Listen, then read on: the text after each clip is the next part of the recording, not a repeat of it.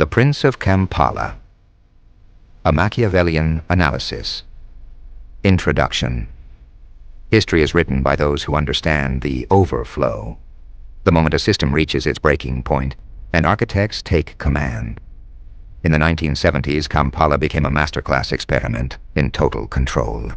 You are about to see how Dr. Milton Obote's institutional grip was shattered by the tactical genius of a military state. I am Midu, Kayz.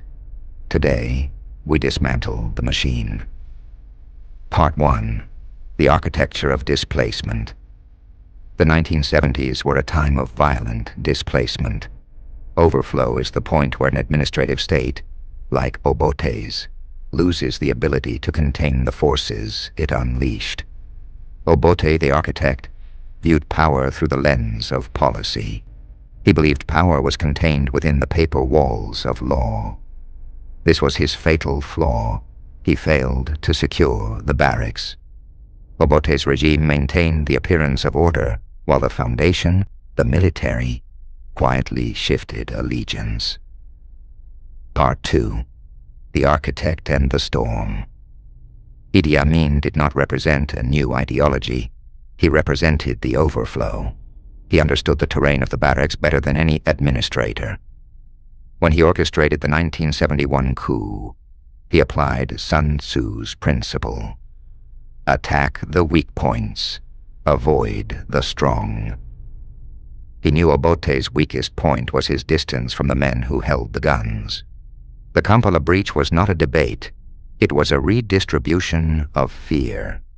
Part 3. The Economics of Extraction. The economy shifted from growth to extraction. Machiavelli noted that a prince must ensure his military is paid. Amin bypassed the treasury, forcing the overflow of wealth directly into the hands of his commanders to secure their absolute devotion. In Kampala, the economy was no longer about supply and demand. It was about proximity to power. By creating artificial scarcity, the regime guaranteed that the citizens' primary focus remained on survival, not political resistance. Part 4. The Architecture of Fear. To maintain a regime outside of conventional support, one must occupy the citizen's mind. The regime created an environment where rules changed without warning, forcing the population into a reactive, fearful state. The presence of military units in every district turned the city into an open-air prison. This forced a tactical silence, as citizens realized that if they could not coordinate, they could not revolt. Fear became a calculated strategic choice, engineering a reality where the only authority that mattered was the one that could exert physical force. Part 5. The Digital Frontier.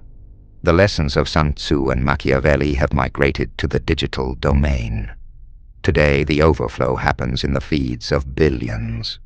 Modern strategists use the overflow of digital information to shape public opinion, just as the commanders of the 70s used the vacuum of authority.